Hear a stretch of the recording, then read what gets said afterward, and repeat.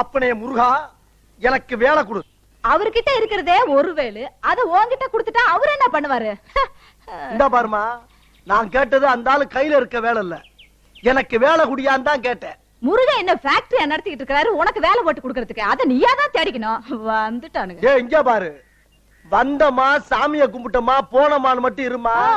அதான் பொம்பளை பிள்ளைக்கு அழகு.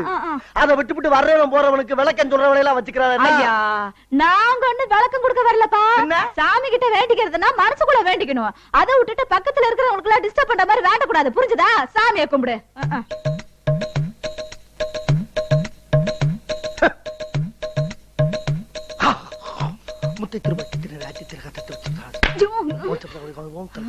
யோ, என்னையா இது?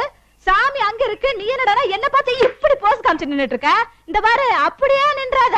வர்றவங்க போறவங்க வீரபத்ர சிலை நினைச்சிட்டு உன் வாயில